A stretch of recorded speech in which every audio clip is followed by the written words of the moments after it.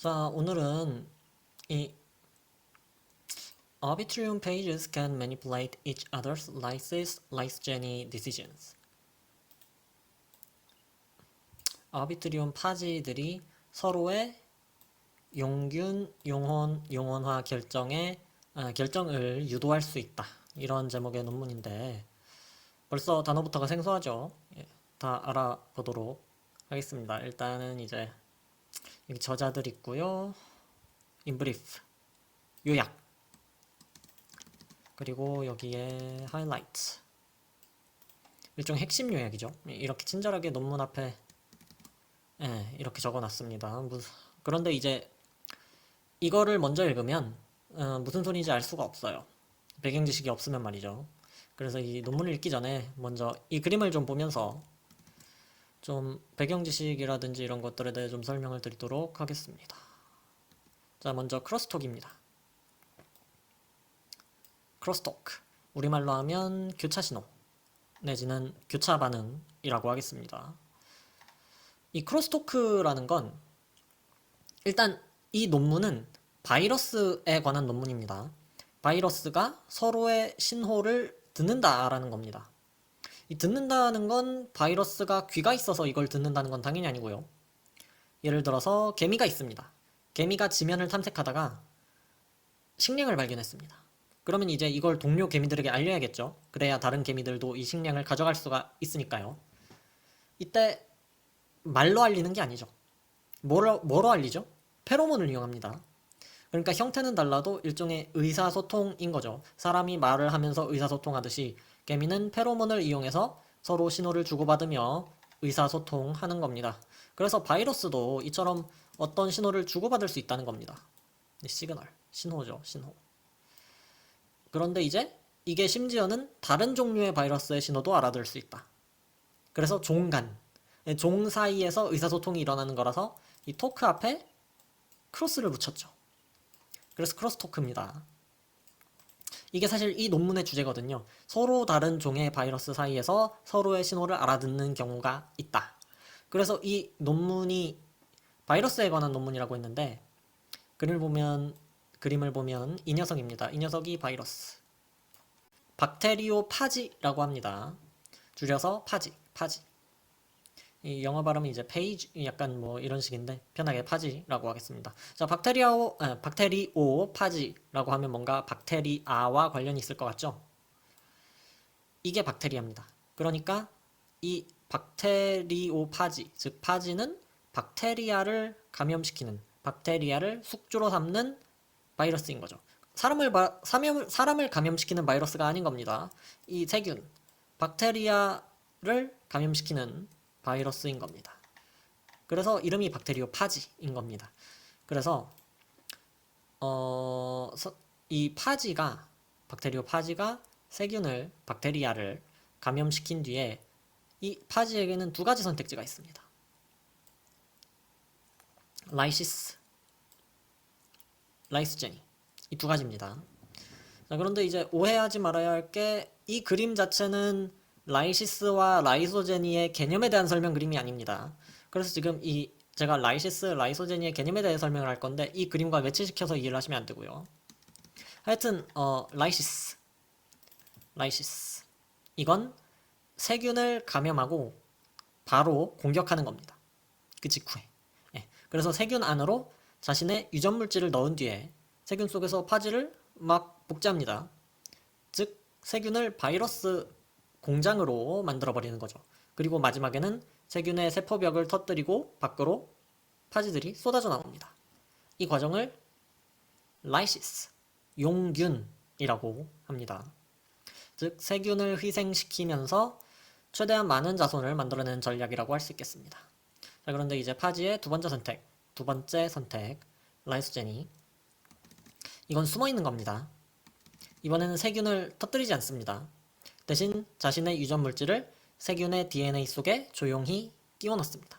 이 DNA 속에 넣는다는 말은 이 세균이 나중에 분열할 때, 즉 번식해서 개체를 늘릴 때 DNA 속에 있는 파지의 정보도 함께 복제된다는 의미입니다. 마치 트로이 목마 같죠? 이 컴퓨터 바이러스 중에서도 이 트로이 목마라는 게 있지 않습니까? 지금 당장 파괴 활동을 하지는 않고 잠복해 있는 겁니다. 그래서 이러한 잠복해 있는 전략, 용원화, 라이스제니라고 합니다.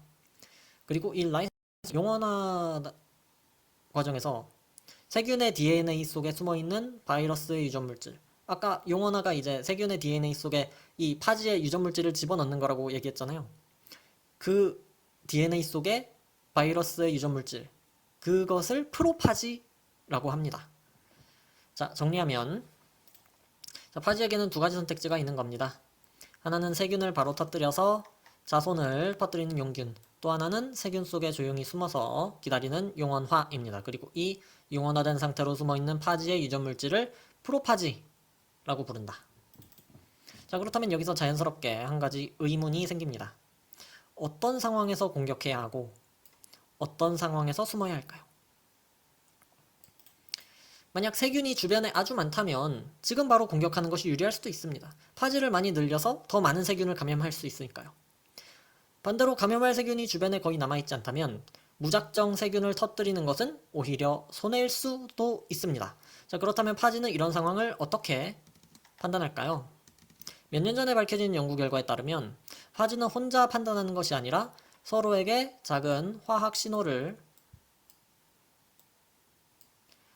보내서 상황을 공유한다고 합니다. 쉽게 말하면 이 먼저 감염한 파지들이 주변에 우리 같은 파지가 이미 많이 있다라는 그런 신호를 남기는 겁니다. 그래서 이게 이제 아비트리움 시그널이라고 하는데 이런 신호 물질, 신호 펩타이드를 분비하는 겁니다. 주변 공간에. 그 신호를 받은 다른 파지들이, 그러니까 이런 예를 들어서 주변에 이런 신호가 있습니다. 이런 신호를 이 파지가 수신, 받아들이고 이 신호들을 바탕으로 자신의 행동을 결정하는 겁니다. 신호가 적다, 주변에 신호가 적다. 즉, 감염할 세균이 아직 충분히 많다면 지금 바로 세균을 터뜨려서 자손을 만드는 것이 유리합니다. 반대로 주변에 신호가 많다. 즉, 이미 많은 파지들이 주변을 감염시켜서 감염할 세균이 줄어들고 있다면 지금은 공격하기보다 세균 속에 숨어 기다리는 것이 더 현명할 수도 있습니다. 그렇죠? 그래서 이때 사용되는 것이 이 아비트리움이라고 불리는 이 신호 시스템입니다. 파지는 이 신호를 어떤 선택을 할지를 결정하는 데 사용합니다. 주변에 이 아비트리움 신호를 보고 이 라이시스나 라이스제니 이 두 전략을 천칭에 올려놓고 비교하는 거죠. 그래서 이 아비트리움 시스템에 대한 용어를 정리하자면 먼저 신호를 만들어서 밖으로 내보내는 유전자가 있습니다. 이 신호들이 밖으로 내된 그런 신호들인 거죠. 네. 그래서 이 신호를 만들어서 밖으로 내보낸 유전자, 이것을 AMP라고 부릅니다. 반대로 밖에서 들어온 신호를 받아들이는 수신기 역할을 하는 단백질도 있습니다. 이 신호를 이 파지가 받아들여서 해석을 해야겠죠. 예. 이것이 AIMR, 수신기 역할을 하는 단백질 AIMR. 그리고 AIMR이 신호를 받았을 때 실제로 공격할지 숨어 있을지, 즉 라이시스를 할지 라이스제니를 할지, 이거를 결정하는 과정에 관여하는 유전자가 AIMX입니다. 자, 그래서 여기까지 연구를 통해서 이 과학자들은 파지가 서로 신호를 주고받으며 집단적으로 행동을 결정한다는 사실을 밝혀냈습니다. 자, 그런데 바로 여기 이 지점에서 이번 논문의 연구진은 새로운 의문을 품게 됩니다. 이 신호는 정말 같은 종류의 파지끼리만 들을 수 있는 신호일 걸까요? 아니면 이제 다른 종류의 파지가 보내는 신호까지 들을 수도 있을까요? 바로 이 질문이 이번 논문의 출발점이 되는 겁니다. 쉽게 이해를 돕기 위해 설명하자면 예를 들어서 이 파지는 한국인입니다. 한국어를 사용하는 파지. 그래서 한국어 신호를 알아듣습니다. 얘는 영국인입니다. 그래서 영어 신호를 주는 겁니다. 자, 그렇다면 이 한국인 파지가 한국어 신호를 원래 자기가 사용하는데 이 주변에 있는 이 영어 신호도 알아들을 수 있을까? 이것이 그 질문인 거죠. 이 논문의 질문인 겁니다. 자, 그래서 이제부터는 본격적으로 논문의 피규어를 하나씩 살펴보겠습니다. 자, 첫 번째 피규어 1입니다. 이 피규어 1은 A, B, C 세 부분으로 나뉘어져 있습니다. 자, A를 먼저 보겠습니다. 자, 이건 어떤 정보를 나타낸 자료일까요? 가로축을 먼저 보도록 하겠습니다. 알 수 없는 문자열이 나열되어 있는데 이게 뭘까요? 이건 박테리아, 즉 박테리오 파지의 숙주가 되는 녀석들이죠. 네, 박테리아 균주라고 합니다. 여러 이제 여기에서 사용한 박테리아는 이제 바실러스라고 하는 박테리아인데 이 바실러스 균주들의 유전체를 조사한 것입니다. 이 균주라고 하는 것은 같은 종의 박테리아 중에서 유전적 특성이나 성질이 미세하게 다른 하위 그룹을 의미합니다. 이런 박테리아 같은 녀석들은 증식하면서 변이가 빈번하기 때문에 같은 종이라도 유전적 특성이 다른 개체군이 생기는 거죠. 그래서 이걸 균주라고 합니다. 자, 그래서 이 이상한 문자열들이 바실러스라는 이름의 박테리아 균주들이라고 이해하시면 되겠습니다. 그리고 지놈스, 이 박테리아 균주들의 유전체를 조사한 겁니다. 세로축은 뭘 의미할까요? 아비트리움 프로페이지스. 아까 말씀드렸죠. 아비트리움 시스템을 이용하는 프로파지입니다. 프로파지가 뭐라고 했나요?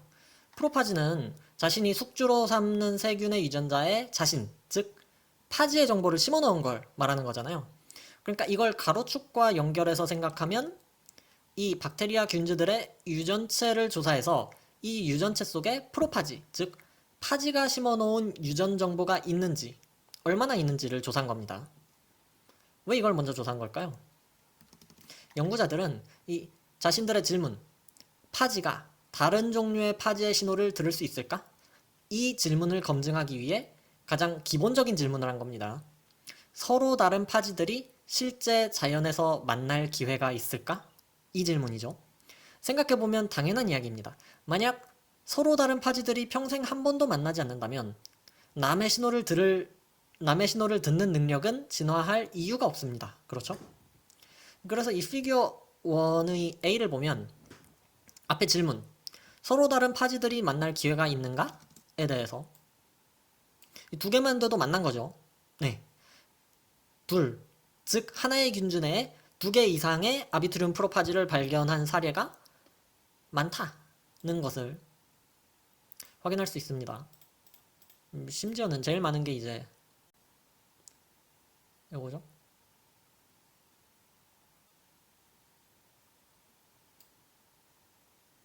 8개입니다. 그래서 논문의 본문을 보시면 이렇게 적혀 있습니다. We found that while more than half of the bacterial genomes carried only a single Arbitrum carrying prophage. 자, 328개. 여기서 이제 유전체를 328개를 조사했는데 그 중에 178개, 즉 54.3%가 carried only a single Arbitrum carrying prophage. 프로파지가 하나 있더라. 한 절반 정도죠. 54.3%는 프로파지가 하나를 가지고 있더라. 그런데 polylysogeny was common with 35% carrying two such prophages. 프로파지 두 개를 가지고 있던 애들이 328개 중에 116개, 즉 35%가 되더라. Also,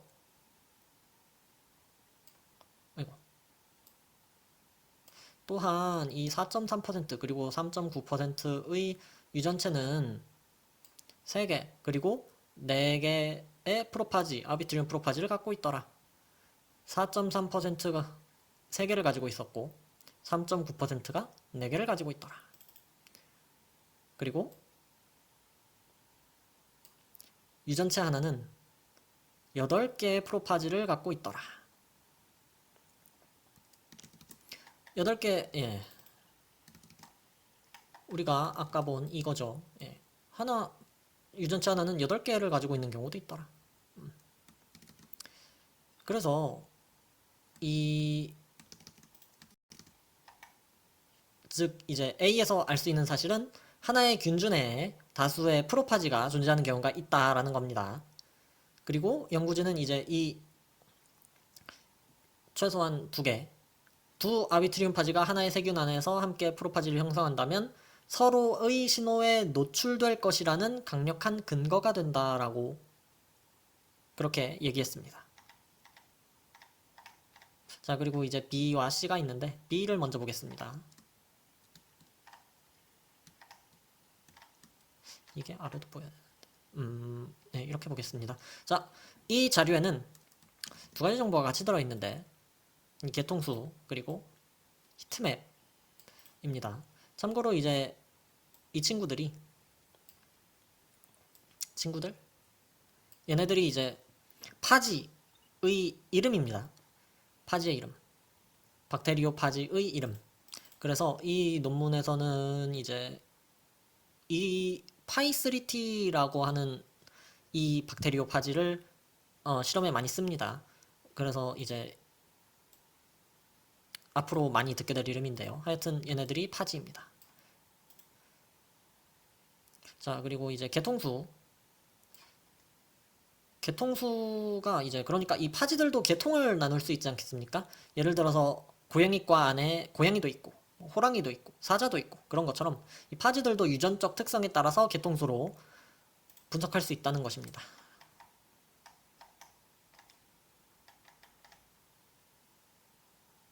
그래서 이제 이 부분에 대한 내용이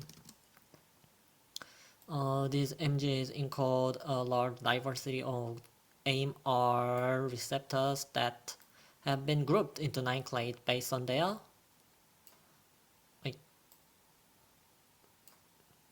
genetic relativeness.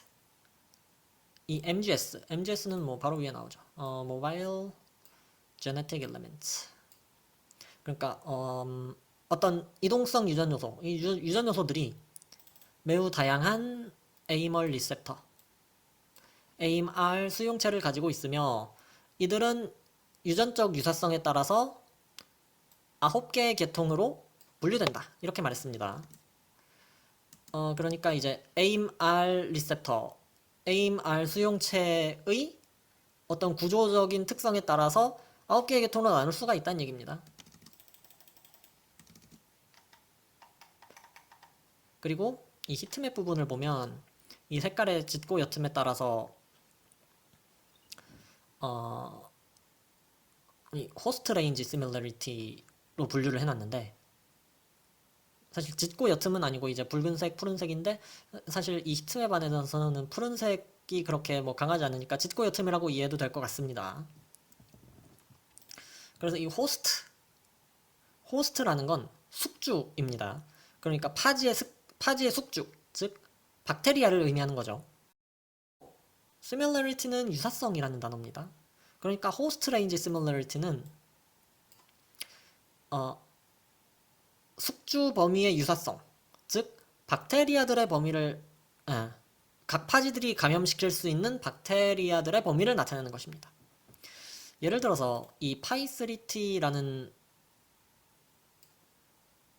파지가 자, 이 파이3T라고 하는 이 파지가 예를 들어서 뭐 한 이만큼 여기 나와 있는 애들 중에서 이만큼을 숙주로 삼는 그런 바이러스다라고 가정을 해봅시다. 그리고 그 다음에 잠시만요. 색깔을 바꿔볼까? 그리고 이 SP 베타라는 파지는 뭐 예를 들어서 한 요정도 범위 얘네들을 숙주로 삼는 바이러스다. 그렇다고 한다면 지금 어떻습니까? 이 부분이 이제 공통 숙주가 되는 거죠. 어느 정도 공통 숙주가 꽤 많다. 그럼 이제 히트맵에 좀 붉은색 쪽으로 진하게 칠해지고 예를 들어서 SP 베타가 숙주로 삼는 애들이 뭐 예를 들어서 한 요 정도 범위에 있다. 그럼 이 둘은 겹치는 공통 숙주가 없는 거죠. 이 히트맵상에서 파란 쪽으로 가깝게 또는 옅게 표시가 될 것입니다. 그렇게 이해를 하시면 될 것 같고요. 그래서 이제 이 히트맵에서 색이 진할수록 두 파지가 감염하는 숙주가 매우 비슷하다. 공통 숙주를 가진다 라는 말이고 색이 옅을수록 색이 옅을수록 감염하는 숙주가 서로 다른 편이라는 말이죠. 즉, 이 히트맵은 두 파지가 자연에서 같은 박테리아를 만날 가능성이 얼마나 큰가에 대한 히트맵인 겁니다. 자, 이 논문의 핵심 질문이 뭐라고 했나요? 파지들이 다른 종류의 파지 간의 신호를 알아들을 수 있냐는 거지 않습니까? 연구진들은 그 전에 이걸 확인한 겁니다. 애초에 이 두 파지가 같은 박테리아를 만날 가능성이 있는가? 만약 두 파지가 서로 감염시키는 그런 종류가 그 공통 숙주가 없다라고 한다면 서로 자연에서 만날 일이 거의 없기 때문에 서로의 신호를 알아듣는 능력이 진화할 이유도 약해집니다. 그렇죠? 반대로 두 파지가 같은 비슷한 숙주를 감염한다면 같은 환경에서 서로의 AMP 신호를 접할 가능성이 커집니다. 그래서 호스트 레인지 시뮬러리티를 그래서 함께 제시한 겁니다. 자, 그래서 이 자료를 종합하면 이 AIMR 계통이 서로 달라도 비슷한 숙주를 감염하는 경우가 많다는 사실을 함께 보여주고 있습니다. 즉, 서로 다른 계통의 파지들이 실제 자연에서 만날 생태학적 가능성이 있다는 근거를 제시한 것입니다. 자, 이제 다음은 C로 가겠습니다.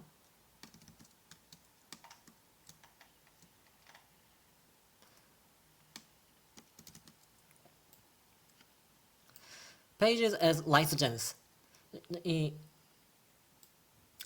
라이소제니가 용원화, 박테리아 속에 잠입해 있는 상태라고 말했잖아요. 그러니까 이 아래쪽에 적혀 있는 것은 이미 박테리아 속에 들어가 있는 프로파지를 의미합니다. 그리고 오른쪽에 적혀 있는 게 이제 새롭게 공격하는 파지입니다. 그래서 예를 들어서 이 파이스티가 들어가서 용원화된 상태의 박테리아를 이미 들어가서 용원화된 상태의 박테리아를 SP-베타가 새롭게 공격할 때의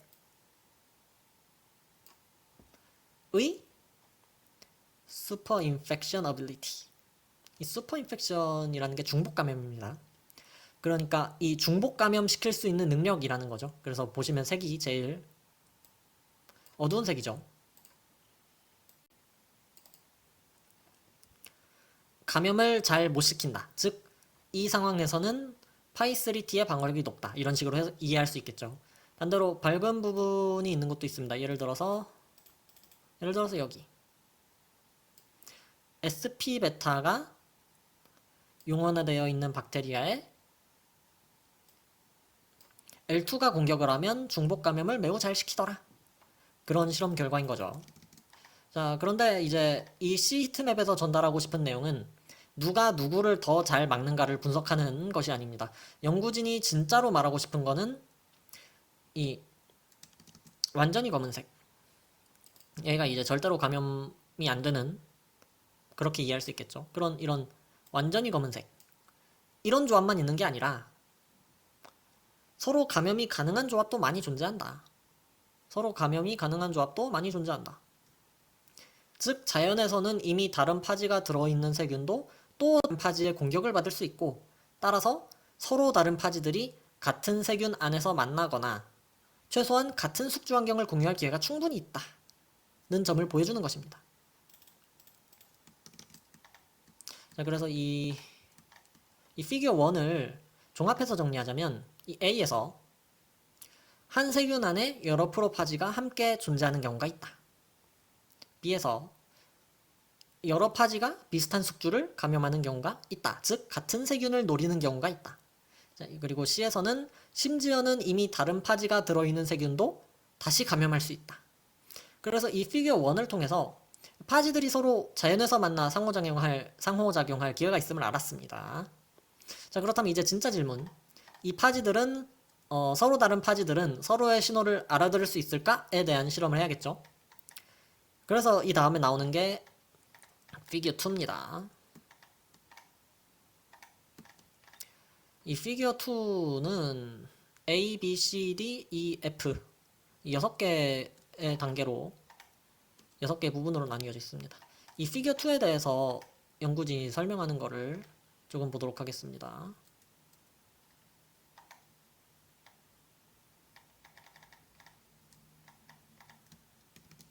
자, to understand whether the lysis-lysogeny switch of arbitrium pages are affected by non-cognate signals.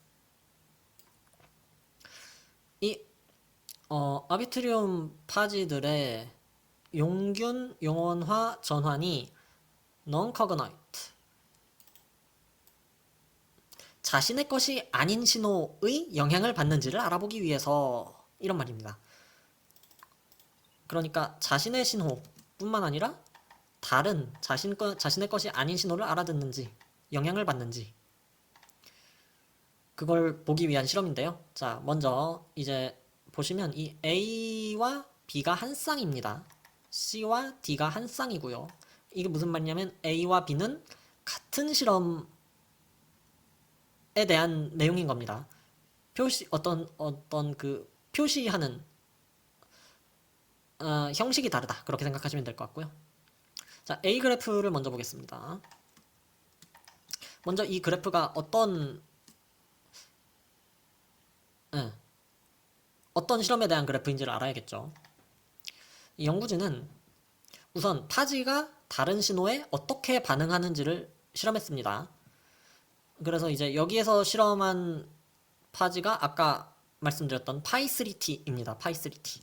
자, 박테리아의 파이3T를 감염시킵니다. 그러면 이 파이3T가 알아서 판단해서 용균, 라이시스를 할지 아니면 용원, 라이소제니를 할지 결정을 할 것입니다. 그 과정에서 숙주가 되는 박테리아의 개체수가 변하겠죠. 그 박테리아의 시간에 따른 개체수 변화를 그래프로 표현한 것이 A입니다. 만약 파지가 라이시스, 용균을 선택하면 세균을 터뜨리는 거죠. 즉 세균이 죽게 되고 이 그래프상으로 개체수가 떨어지게 되겠죠. 반대로 파지가 라이소제니, 이 용원화를 선택하면 세균이 안 죽은 거죠. 그러면 세균이 시간에 따라 증식하게 되고 그래프상의 개체수가 증가하겠죠. 즉 이 그래프는 세균이 얼마나 살아남았는가를 통해 거꾸로 파지가 어떤 선택을 했는지 알아보는 실험입니다. 그래서 법례를 보시면 가장 위에 이 두 선이 있습니다. No page, 파지가 없는 거, 그리고 No peptide control, 펩타이드 신호를 안 준 거. 자, 먼저 요거 파지가 없다. 파지를 안 넣은 겁니다. 그러니까 파지가 없었을 때 박테리아의 개체수가 이 정도 흐름을 나타내더라. 파지가 없으니까, 박테리아 파지가 없으니까 세균이 파지에 의해 죽을 일이 없고, 그래서 이렇게 개체수가 계속해서 가장 크게 증가하는 것을 확인할 수 있습니다. 그러니까 이건 일종의 기준선이 되는 겁니다. 그리고 다음 노 펩타이드 컨트롤. 이건 파지만 넣은 겁니다. 즉 파지만 넣었을 때 파지의 용균과 용원화 선택을 반복하면서 박테리아 개체수가 어떻게 달라지는지를 그린 겁니다. 이것도 또 하나의 기준선이 되는 겁니다. 자, 그러면 이 나머지 선들은 뭐냐? 이 파지를 넣은 실험군에 각각의 신호를 넣어준 거죠. 각각의 신호를 넣어준 겁니다. 이 신호 AMP 신호인 거죠. 자, 리마인드 차원에서 설명드리겠습니다. 이 AMP 신호를 밖으로 흘립니다. 이 AMP는 감염한 뒤에 이 신호 펩타이드를 분비하는 겁니다. 그러니까 이미 다른 파지들이 많이 감염했다라는 신호인 겁니다. 즉 AMP가 주변에 많으면 이미 감염이 많이 진행되었다는 의미니까 숙주가 점점 부족해질 수 있다. 이렇게 파지가 판단을 하게 됩니다. 자, 그런데 연구자가 갑자기 어떠한 AMP 신호를 넣습니다. 만약 이걸 파지가 알아듣는다면 주변의 다른 파지들이 이미 활동하고 있나? 이렇게 받아들입니다. 실제로는 연구자가 넣은 펩타이드일 뿐이지만 파지는 그것을 진짜 정보로 받아들입니다. 그래서 여기에서 나오는 이 SARGA, SIIRGA, SASRGA, SPSRGA, GVVRGA 뭐 이런 것들이 AMP가 만들어낸 신호펩타이드의 아미노산 서열입니다. 그래서 이게 아미노산에 대한 표기법인데 쉽게 이해하자면 각각 이런 다른 형태의 신호를 보냈다라고 이해하면 될 것 같습니다. 그러니까 연구진이 이런 신호펩타이드를 넣어준 겁니다. 그리고 이 신호펩타이드를 들은 파지들이 어떻게 반응하는지 어떻게 반응하는지 를 본 겁니다. 자, 그런데 이제 여기서 중요한 점은 이 파지가, 그러니까 이 실험에서 사용한 파지 파이3T죠. 이 파이3T가 자기 신호만 알아들을 것이냐, 아니면 다른 신호도 알아들을 수 있을 것이냐 입니다. 그래서 연구진이 이렇게 많은 신호를 넣어준 겁니다. 이 SAIRGA가 파이3T의 자기 신호입니다. 그러니까 이건 당연히 들어야 하는 겁니다. 알아듣는 게 당연합니다. 그런데 다른 신호도 혹시 알아들을 수 있지 않을까? 에 대한 실험인 거죠. 자, 이게 전부는 아니고 잠깐 이제 B로 넘어가서 보면 이것들이 전부 연구진들이 넣어본 신호펩타이드들입니다. 그래서 보시면 여기 SAIRGA가 여기 있죠. 그 다음에 SIIRGA, SASRGA 여기 있는 것들이 이제 여기 있고, 안 넣어놓은 것도 있죠. 안 넣어놓은 것들이 이제 이 ADOS에 포함되는 애들인 겁니다. 자, 그러니까 이 연구진이 자기 신호도 넣어보고, 뭐 친척 파지의 신호도 넣어보고, 그러니까 뭐 같은 계통에 속하는 파지의 신호도 넣어보고, 뭐 전혀 관계없는 파지의 신호도 넣어보고, 뭐 이런 식으로 한 겁니다. 그리고 어떤 것에 반응하는지를 본 겁니다. 그래서 그래프를 보시면 이 아더 애선들은 노 펩타이드 컨트롤 선과 거의 이제 비슷한 경향성을 보입니다. 그러니까 이 아더에 속하는 신호들에 대해서는 파지가 별로 영향을 안 받았다. 즉 파지가 이 신호들은 못 알아듣더라. 이렇게 이해할 수 있겠습니다. 이 아더뿐만 아니라 GIVRGA 그리고 GMPRGA 얘네들도 여기 있죠. 예. 그래서 이 신호들은 못 알아듣더라. 그런데 반면에 꽤 변화를 보인 신호들이 있죠. 이렇게 신호를 주지 않은 것보다 신호를 준 실험군에서 더 많은 세균, 즉 숙주가 된 박테리아가 많았다라는 말은 무슨 말이죠? 파지가 세균을 덜 죽였다는 말이죠. 즉 파지들이 이 신호를 듣고 용균 대신 용원화를 많이 선택했다라는 겁니다. 자, 그래서 이 B 자료는 A 자료의 구체적인 실험 데이터입니다. 이런 형식의 자료가 조금 낯설 수도 있는데 이해만 하면 어렵지 않습니다. 자, 법례를 볼까요? 자, experiment, 실험입니다. 여러 번 실험해서 여러 개의 실험 값을 낸 거죠. 예를 들어서 이제 여기 이렇게 여러 개의 실험 값을 넣고, 그리고 이제 그거를 표준 편차를 내서 계산했을 때 이 정도 값이 나온다. 대충 이런 그래프가 나온다. 이런 의미입니다. 그래서 이제 여기에 aim, r, clade 이 계통입니다.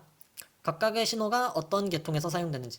앞서 이 파지들을 계통수로 분류했다고 했지 않았습니까? 그러니까 이 신호들이 각각이 이제 어떤 계통의 파지에서 사용하는 신호들인지 색깔로 표시를 해놨고요.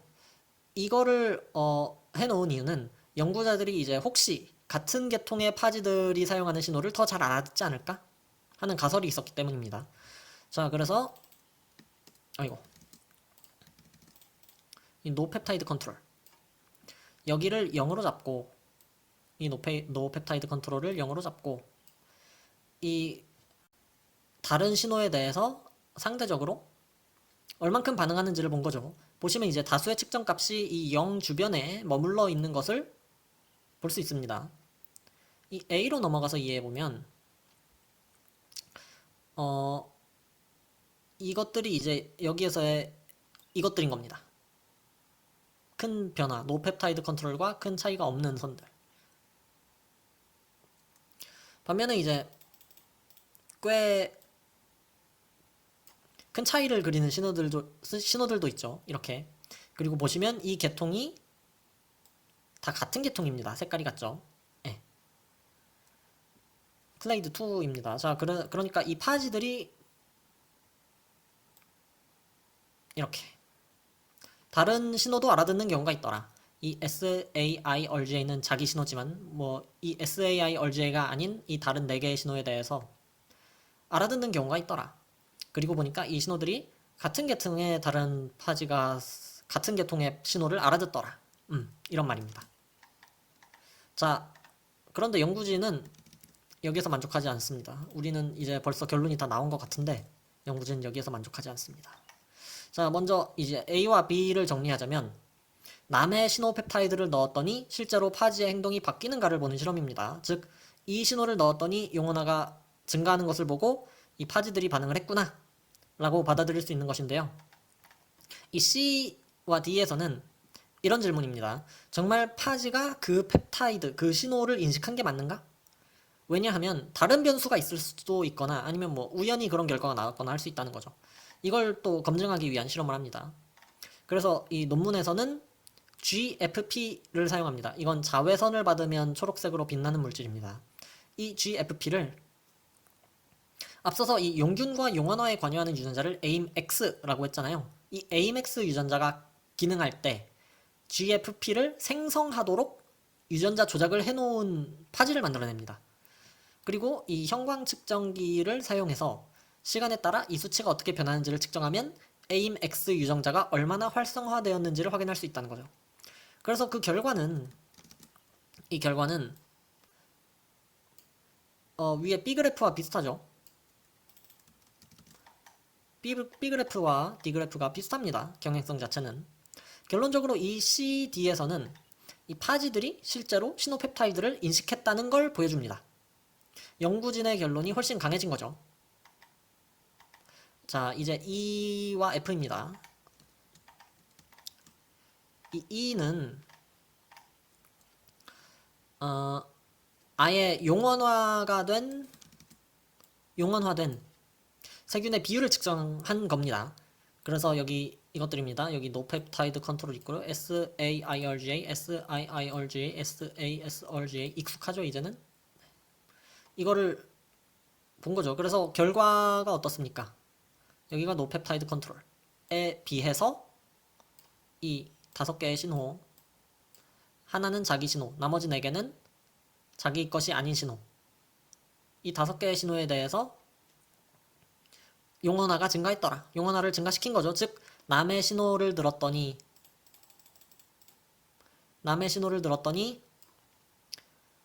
실제로 용원화되더라. 잠복 모드로 돌아가더라. 자, F입니다. 여기는 조금 다른 질문입니다. 용원화된 프로파지라고 하죠. 이 프로파지는 때가 되면 깨어나서 잠복해 있다가 깨어나서 세균을 터뜨립니다. 그러기 위해서 잠복해 있던 거니까요. 그죠? 그래서 이번에는 외부의 신호펩타이드가 이 프로파지가 깨어나는 것에도 영향을 줄까? 이 질문을 하는 겁니다. 그 결과는 이제 얘네들이죠. 이 노펩타이드 컨트롤보다 수치가 낮은 것을 알 수 있습니다. 즉 이미 용원화된 상태를 유지하는 결정에도 외부의 신호가 영향을 준다는 것이죠. 그래서 결론적으로 이 피규어 2의 내용을 정리하면 파지들은 일부 다른 종류의 파지의 신호, 특히 같은 계통수에 속하는 파지의 신호를 엿들을 수 있고 그 신호를 바탕으로 자신의 선택, 용균과 용원화, 그리고 용원화를 계속 유지할 것인지에 대한 선택, 이 선택에 영향을 준다는 겁니다. 자, 다음은 피규어 3입니다. 이 연구진이 이 어떤 더 파고드는 실험을 하는데 이 피규어 3에 대해서 이렇게 얘기를 합니다. To investigate whether our other arbitrarium system also crosstalk. 이 지금 피규어 2에서는 파이3T만 가지고 있는데 이 파이3T만 특별한 경우일 수 있다. 그러니까 다른 아비트리움 시스템들도 서로 크로스토크, 교차 반응을 할까? 앞선 이 피겨 2가 파이3T만 가지고 한 실험이었다고 한다면 이건 다른 것들도 다 해본 거죠. 자, 그래서 이 피겨 3의 A 그리고 피겨 3의 B가 있는데, 자, 피겨 3의 A입니다. 이거를 어떻게 읽는 건지 먼저 보겠습니다. 자, 왼쪽 파지. 아까 봤던 익숙한 이름들이 있죠. 파이3T 뭐 이런 것들, 그죠? SP 베타, 이것들이 파지입니다. 파지의 이름들이죠. 자, 아래쪽은요, 펩타이드 신호, 펩타이드 신호죠. 예, 파지들이 보내는 SAIRGA, SIIRGA 다 봤던 애들이죠. 네. 파지가 방출하는 아비트리움 신호입니다. 그리고 오른쪽을 보면 cognate signal, 즉 자신이 사용하는 신호인 겁니다. 그래서 이 파이3T를 보면 자기 신호가 SAIRGA, 아까 말씀드렸죠? 파이3T는 자기 신호가 SAIRGA입니다. 그리고 이 칸이 이제 여기가 SAIRGA니까 이 칸이 SAIRGA이죠. 보시면 색이 밝죠? 즉 라이스제니, 용언화를 많이 선택했다는 겁니다. 당연하죠. 자기가 쓰는 언어니까 이 언어를 잘 알아듣고 주변에 파지가 많구나. 그렇다면 지금은 용균보다는 용언화를 선택하는 게 더 유리하겠구나. 이렇게 된 거죠. 그래서 용언화를 더 많이 선택했다. 그런데 이제 옆으로 갈수록 어떻습니까? 색이 좀 짙어지죠. 이 파이3T는 이 자기가 쓰는 신호 SAIRGA, 이거는 당연히 잘 알아듣는데, 다른 이제 좀 색이 좀 어두워지는 이 신호들은 뭐 얼추 알아듣는데 조금 덜 알아듣긴 합니다. 그쵸? 예, 그래도 얼추 알아듣긴 해요. 얼추 알아듣긴 하지만 이 신호들은 못 알아듣더라. 그래서 완전 검은색이죠. 못 알아듣는 신호도 있습니다. 그렇죠? 자, 그런데 이제 여기서 재미있는 실험을 합니다. 이 파이3T SIIRGA, 파이3T SIIRGA, 이게 뭐냐면요, 유전자를 조작해서 만든 파지입니다. 다른 것들은 이제 그래서 다 파이3T인데 이 아비트리움 시스템 AIMR, AIMP 그리고 AIMR 결합 부위, 여기만 다른 파지로 바꾼 겁니다. 그래서 이거는 파이3T지만 자기 신호가 SIIRGA가 된 겁니다. 원래는 SAIRGA인데 얘는 돌연변이로 이제 조작한 것이기 때문에 SIIRGA를 자기 신호로 갖는 파이3T가 된 겁니다. 자, 그러니까 이거는 이제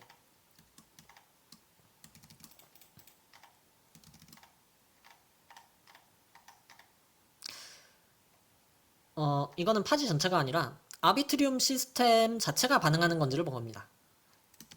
그래서 결과를 보시면 양상이 달라졌죠. 예를 들어서 파이3T는 이 신호들에 대해서 그래도 어느 정도 알아듣지만 이 SIIRGA AIMR 구조를 갖는 이 파이3T는 이 신호에 대해서 못 알아듣습니다.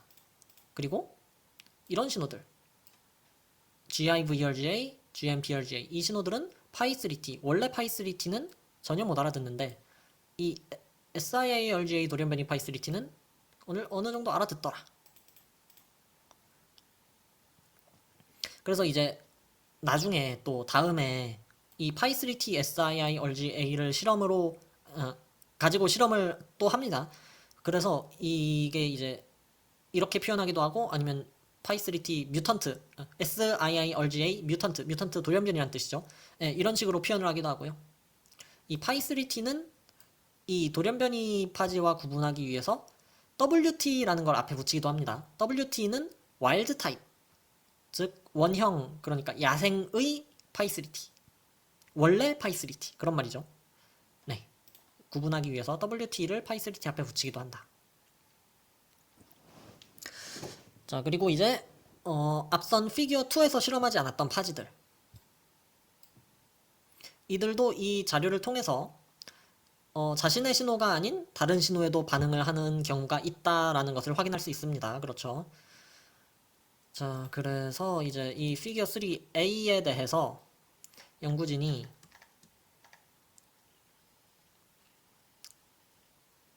음,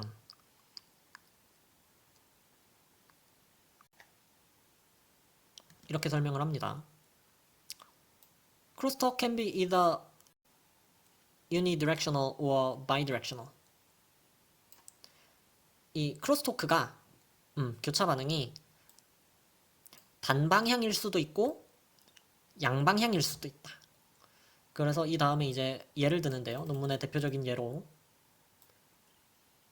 Go12 and 13 that carry the GMPRGA system respond strongly to GIVRGA peptide, but GIVRGA system respond weakly, if at all, to GMPRGA peptide. 자, 이거 좀 이해해 봅시다.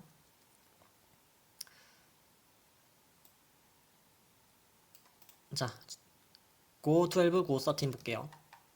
Go12, Go13 어떻습니까? 여기 있죠? 얘네들이 방금 봤죠? GMPRGA 신호를 쓴다라고 했습니다. 자, Go12, Go13이 GMPRGA 시스템을 쓰는 이 얘네들이 respond strongly to GIVRGA peptide.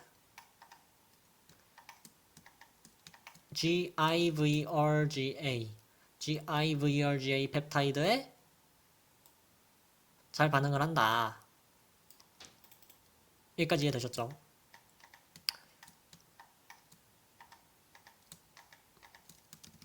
자, but GIVRGA system respond weakly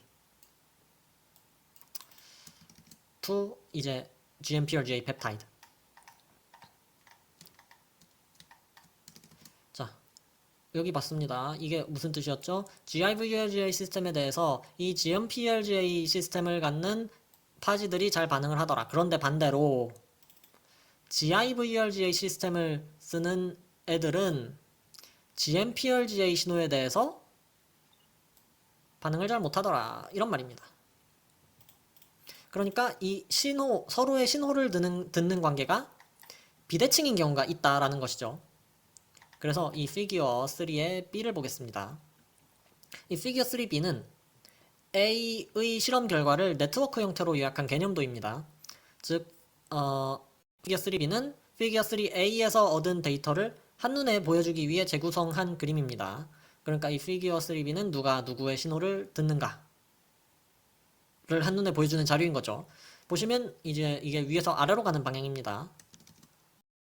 신호, 그리고 여기가 수신기니까요. 펩타이드 신호를 받는 쪽이니까 위에서 아래로. 이 선의 굵기가 반응의 강도를 나타냅니다. 선이 굵을수록 반응이 강한 것이고 선이 얇을수록 반응이 약한 겁니다. 그래서 좀 전에 봤던 예시를 좀 볼까요? GMPRGA, 이 GMPRGA 시스템이 수신하는 게 이제 GIVRGA. GIVRGA 신호를 GMPRGA를 쓰는 파지들은 잘 알아듣더라. GIVRGA 신호를 GMPRGA는 잘 알아듣더라. 이 선이죠. 이 선의 굵기 보시고, 반면에 GIVRGA 애들은 GMPRGA 신호를 잘 못 알아듣더라. 그래서 GMPRGA 여기죠. GMPRGA는 GIVRGA 신호를 잘 못 알아듣더라. 선이 얇죠. 예, 그런 의미입니다. 자, 그래서 결론적으로 이게 뭘 의미하느냐? 이 아비트리움 시스템마다 다른 신호를 받아들이는 정도가 다르다는 말입니다.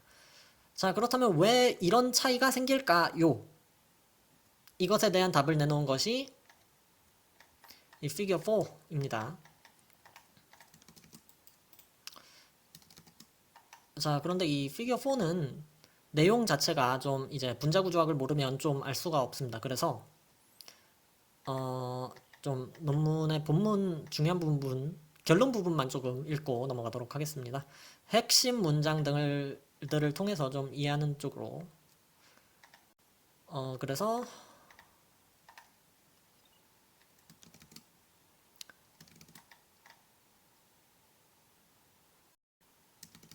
자, hence 따라서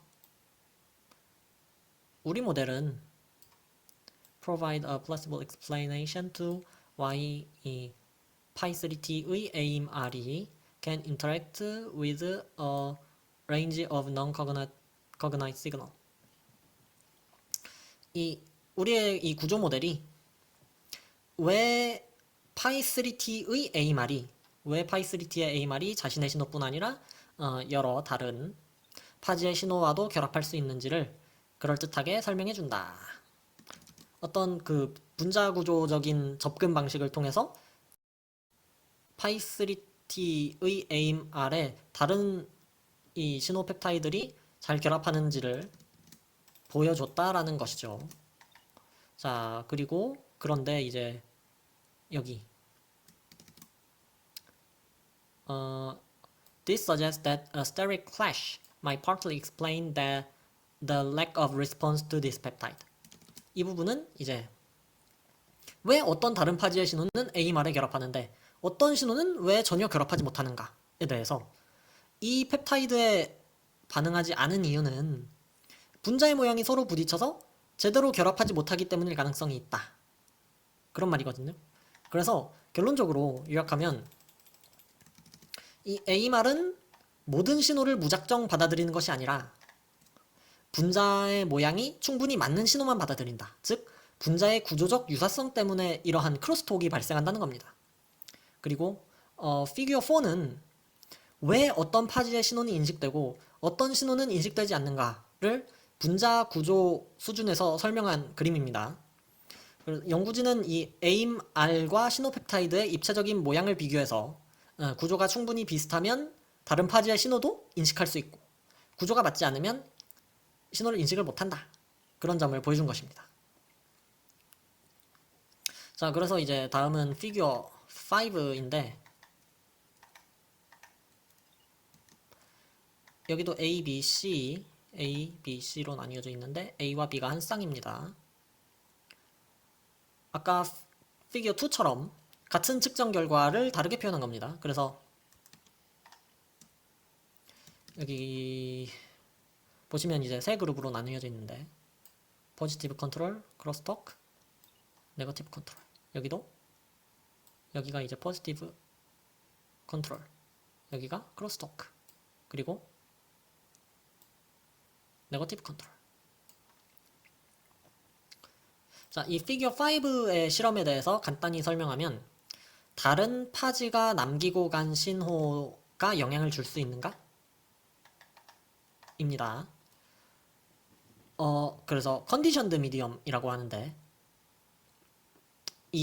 먼저 파지로 박테리아를 감염시키면 그 환경에 AMP 펩타이드를 포함한 분비된 물질들이 남게 되죠.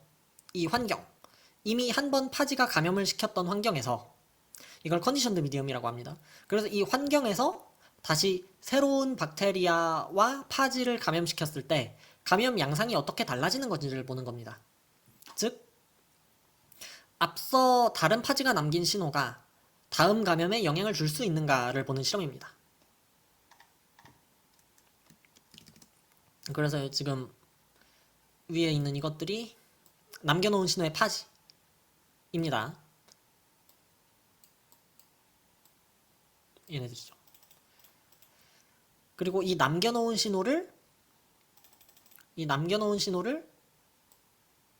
이 두 파지가 알아듣는지 어떤지를 본 겁니다. 이 두 파지는 SIIRGA 뮤턴트, 앞서 봤던 pi3t의 SIIRGA 부분의 아비트리움 시스템을 갖는 돌연변이, 실험적 돌연변이. 그리고 이거는 와일드 타입 pi3t, 즉 원형의 야생의 pi3t 이고요. 그래서 이 그룹 3개, 포지티브 컨트롤, 네거티브 컨트롤, 그리고 크로스토크, 이걸 좀 이해해 봅시다.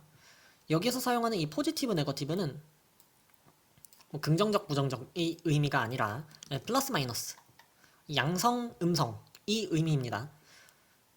자, 포지티브 컨트롤, 여기는 잘 반응하는 개체군을 넣어본 겁니다. 일종의 비교군인 거죠. 이 그래프를 보면서 이해해 봅시다. 자, 와일드 타입 파이3T. 이 녀석이 남겨놓은 신호가 있는 환경에서 어떻습니까? 이 신호를 알아듣는다면 용원화가 더 진행될 것이고 따라서 숙주가 되는 박테리아 개체수가 증가할 것입니다. 그렇죠? 이 와일드 타입 파이3T의 신호는 아까 말씀드렸죠. SAIRGA인데 하여튼 이 신호는 당연히 자기 신호니까 와일드 타입 파이3T가 잘 알아듣습니다. 그렇죠? 자기 신호니까요. 이 SIIRGA는 어떤가요?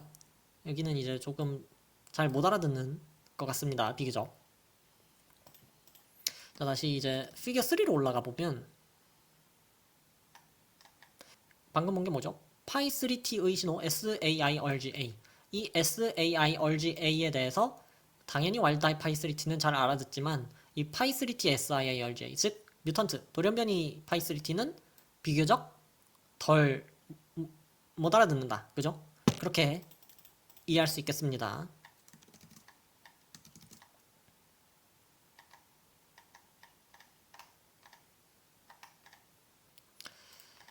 자, 이제 이번에는 옆으로 가서 SIIRGA 뮤턴트의 신호가 남아있는 환경입니다. 즉 SIIRGA 펩타이드 신호를 이 와일드 타입 파이3T와 SIIRGA 돌연변이 파지가 알아듣는지를 본 겁니다. 당연히 이거 자기 신호니까 SIIRGA 뮤턴트 파지는 잘 알아듣죠.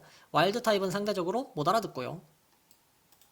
이해되시죠? 자, 다음은 네거티브 컨트롤입니다. 네거티브 컨트롤은 반대로 생각하면 되겠죠. 이쪽은 반응을 안 하는 그룹입니다. 반응을 안 할 것으로 연구자들이 예측한 그룹입니다. 자, 첫 번째 네거티브 컨트롤 파이3T 델타 AMP. 자, 이 돌연변이는 AMP를 만들지 못합니다. 즉 신호를 전혀 분비하지 못합니다. 따라서 이 컨디션드 미디엄에 아비트리움 시그널이 거의 없습니다. 당연히 다음 감염에도 영향이 없어야 합니다. 그래서 실제로 둘 간의 뭐 차이가 유의미하게 벌어지지 않았죠. 신호가 영향을 주지 않았다는 얘기입니다. 자, 두 번째 네거티브 컨트롤 파이3T 델타 AIM RPX. 이 돌연변이는 AIM-R과 AIM-P, AIM-X 시스템이 망가져 있어서 이 논문에서도 노 펩타이드 컨트롤로 취급합니다. 즉, 이 역시 유효한 아비트리움 시그널을 남기지 못합니다. 즉, 일반 환경이 아니라 깨끗한 환경이죠. 깨끗한 환경에서 아무 영향 없는 환경에서의 실험이나 다름없다는 겁니다. 이 두 상황이 말이죠. 그래서 네거티브 컨트롤로 작동합니다. 자, 그리고 이 Go12, Go13 얘네가 이제 GMPRGA를 자기 신호로 사용하는 파지들인데 얘네들도 사실상의 네거티브 컨트롤로 사용했습니다. 왜냐하면 앞에 이제 피겨 2와 피겨 3에서도 이 GMPRGA 이거죠? 이 GMPRGA에 대해서 파이3T나 파이3T SIIRGA나 뭐 거의 반응하지 않는다는 것이 밝혀졌기 때문에 이 둘도 네거티브 컨트롤로서 사용한 것입니다.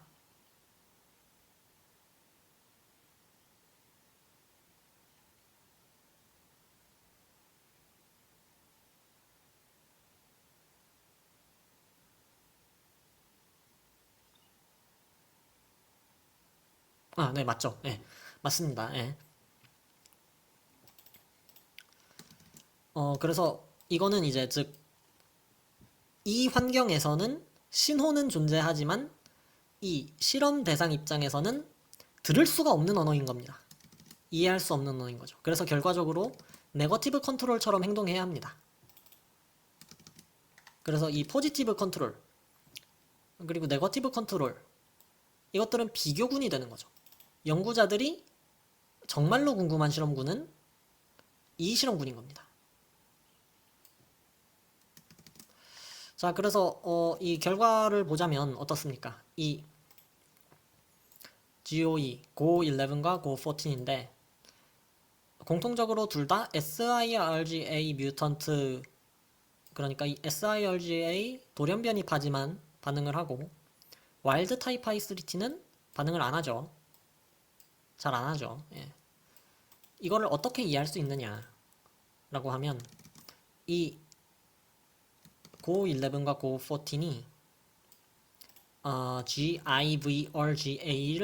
GIVRGA 신호를 사용하는 펩타이드입니다. 여기 있죠. Go11 GIVRGA. 즉, 이 GIVRGA 신호에 대해서 파이3T와 파이3T SIRGA 돌연변이 파지가 어떻게 반응하는지를 봤을 때 파이3T는 와일드 타입 파이3T는 반응을 거의 안 하죠. 그런데 파이3T SIRGA 돌연변이 파지는 반응을 잘 합니다. 그러니까 이 결과를 우리가 이제 이미 봤기 때문에 이 실험에서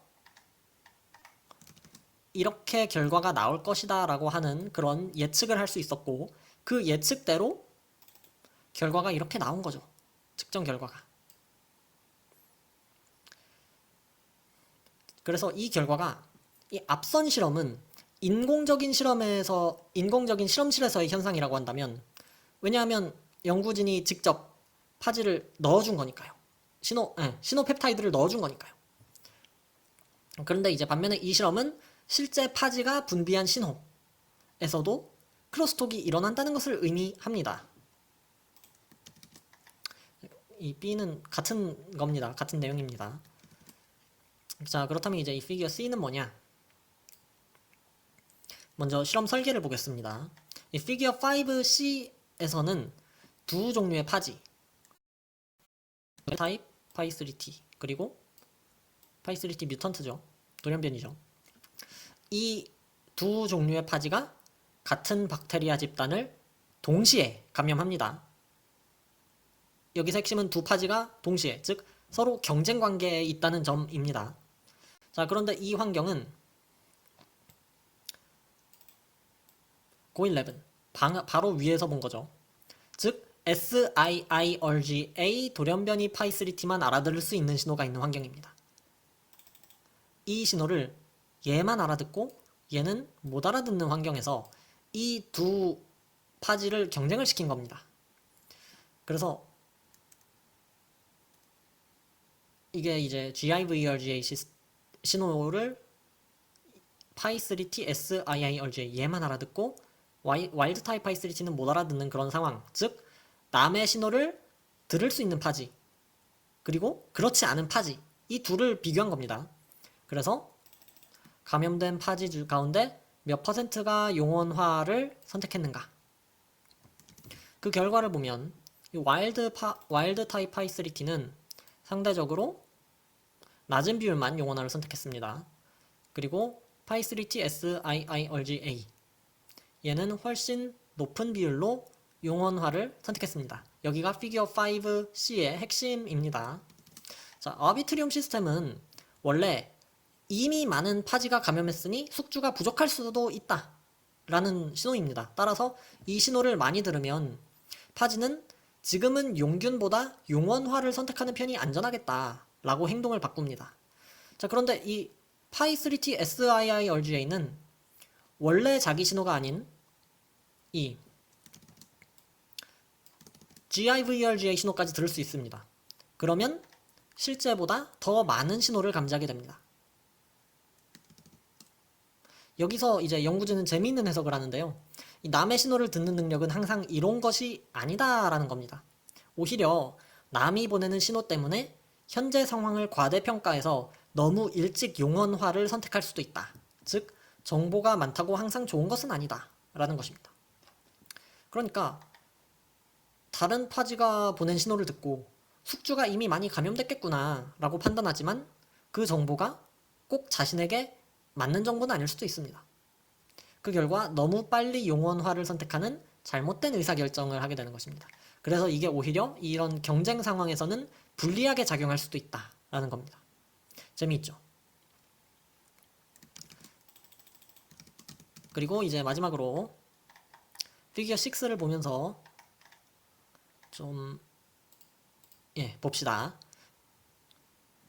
이거는 이제 피규어 5랑 비교했을 때 이것만 바꿉니다. 피규어 5에서는 이제 앞서서 다른 파지들이 남겨놓은 신호를 가지고 실험을 했다면 이 피규어 6에서는 이미 박테리아 속에 숨어있는 프로파지, 용원성 파지, 이 프로파지가 내는 신호도 영향을 줄까? 이겁니다. 즉, 이 피규어 6에서는 실제 프로파지를 가진 박테리아를 사용해서 박테리아 안에 숨어있는 프로파지가 신호를 방출하는 것을 실험에 이용한, 즉 자연에 더 가까운 환경에서의 실험이라고 할 수 있겠습니다. 그래서 이 A를 보면 여기가 이제 비교군입니다. 이 프로파지가 없는 상태에서의 이 퍼센트 라이스제니 용원화를 선택한 비율이죠. 이걸 본 겁니다. 오른쪽은 고11 라이스젠, 즉 고11의 프로파지를 가진 박테리아인 거죠. 그리고 아까 피규어 5에서 봤듯이 이 고11이 GIVRGA 신호를 분비하고 이것을 와일드 타입 파이3T는 인지를 못합니다. 반대로 파이3T SIIRGA는 이 신호를 들을 수 있습니다. 그래서 결과가 또 예상대로 나온 거죠.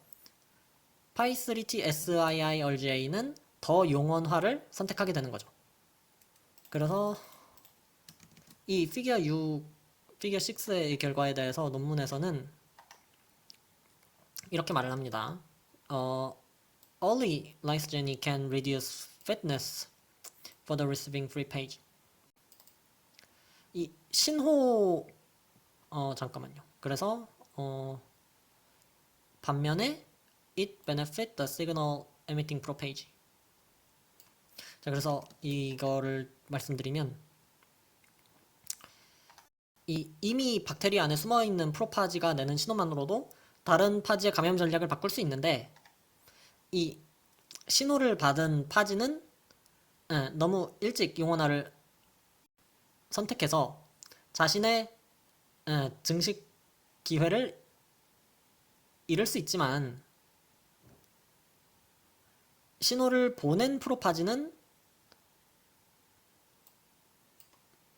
자신의 숙주를 용균으로부터 보호하는 이득을 얻을 수 있다. 그래서 이 실험이 보여주는 것은 프로파지도 주변의 다른 파지, 자유파지를 조종할 수 있다는 점입니다. 다시 말해서 이미 숙주 안에서 조용히 살아가던 프로파지가 자신의 신호를 이용해서 새로 들어온 경쟁 파지가 용균 대신 용원화를 선택하도록 유도할 수 있음을 보여줍니다. 그래서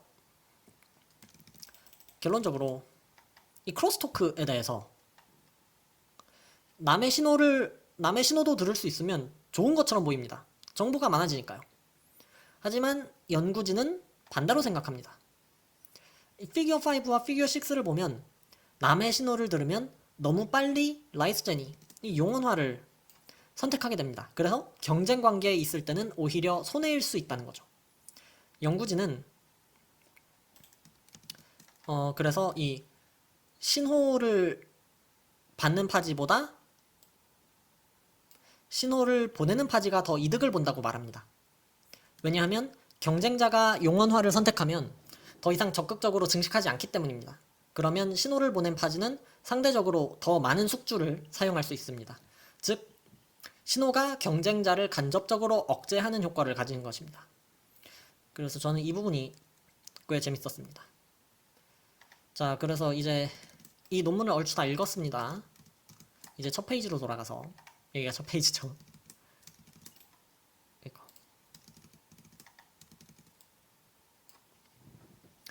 여기를 읽을까요? In brief, 요약입니다. Arbitrium pages belonging to different species and genera can influence each other's infection dynamics by secreting chemically similar non-cognate signal peptides. 이 서로 다른 종류의 파지들도 서로 비슷한 신호의 펩타이드를 사용하기 때문에 원래 자신의 신호가 아님에도 상대방의 신호를 듣고 감염 전략을 바꿀 수 있다. These findings indicate that Arbitrum-based communication is not as specific as previously thought.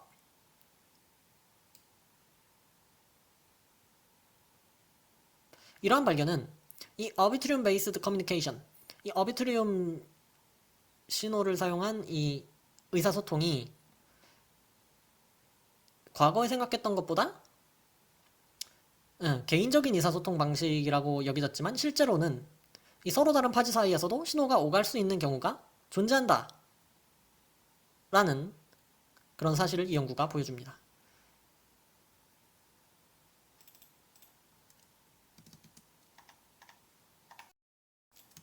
그리고 이제 이 하이라이트를 좀 읽으면